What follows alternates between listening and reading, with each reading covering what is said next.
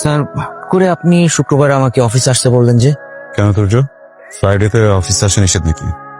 Important কাজও তো থাকতে পারে, তাই না? তা অবশ্যই পারে স্যার। বাবার রুম খোলা, আমার কিছু টাকা দরকার। ফ্রাইডে ব্যাংক অফ, টাকাটা তুলতে পারিনি, সো লকার যদি খোলা থাকে আমি কিছু টাকা নিবে। স্যার, এ বিষয়ে কি আপনার স্যারের সাথে আলাপ হয়েছে?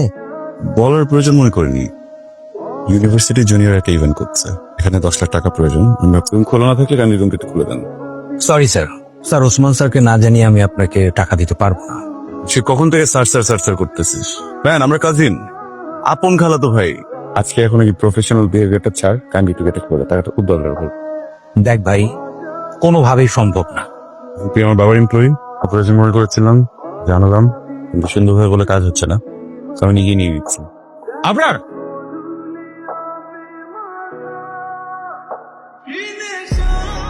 কাজটা তুই ঠিক করলি না। আমার বাপের কোম্পানি, জানি কোনটা ঠিক কোনটা বেঠে। বাবাকে বলার প্রয়োজন নেই, যেখান থেকে ক্যাশ নিয়েছি ওখানে রেখে দেবো। তুমি আজকে তুর্যের সাথে যে ব্যবহারটা করেছো সেটা কি ঠিক আছে? তুমি এখানে আমাকে অ্যাপ্রিসিয়েট করতে আসো না। তোমার বয়স হয়েছে আপনার। তুর্য তোমার থেকে 1 বছরের বড়, কিন্তু ও আমাদের অধীনস্থ, ও আমার ম্যানেজার। তুমি ওর সাথে এরকম ব্যবহার করতে পারো?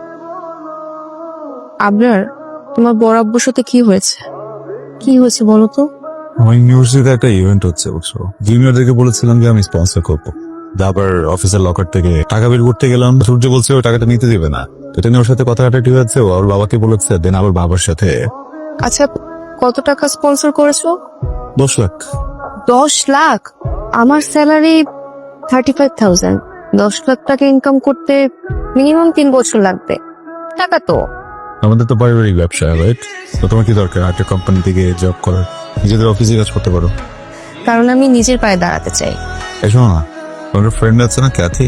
সিঙ্গেল? সিঙ্গেল না, সিঙ্গেল থাকলেও তোমার জন্য কিছু করতাম না। কেন? কারণ তোমার প্যারা খেয়ে আমার ফ্রেন্ড বেকা হয়ে যেত। তাই। তুমি যদি আমি টক্সিক, আমি টক্সিক।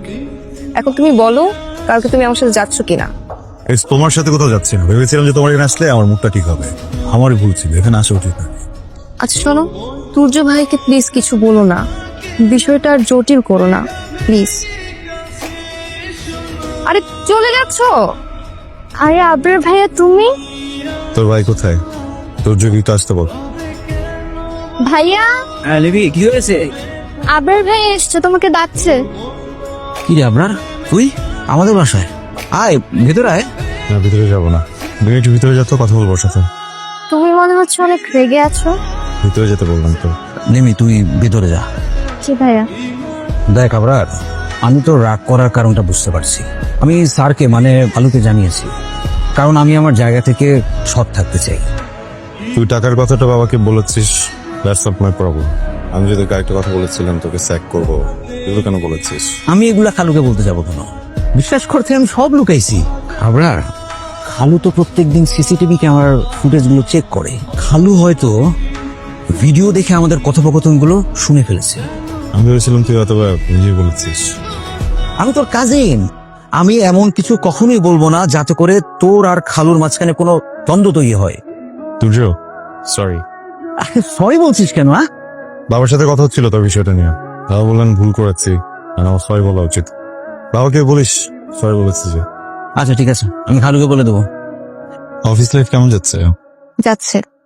3টা অফিস সুইচ করে ফাইনালি এই জবটাতে আমি খুব শান্তি পাচ্ছি।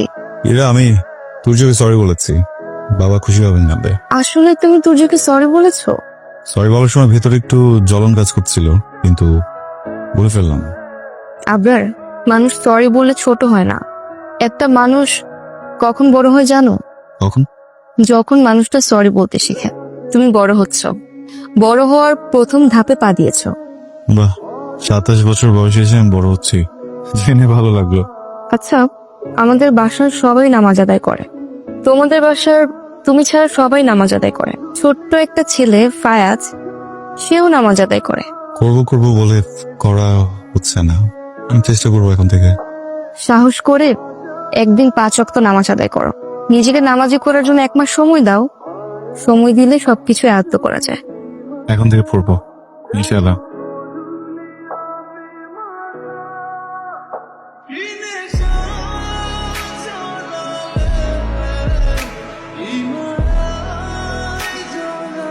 আচ্ছা, আমি তাকে দেখলাম এশার নামাজ আদায় করছে।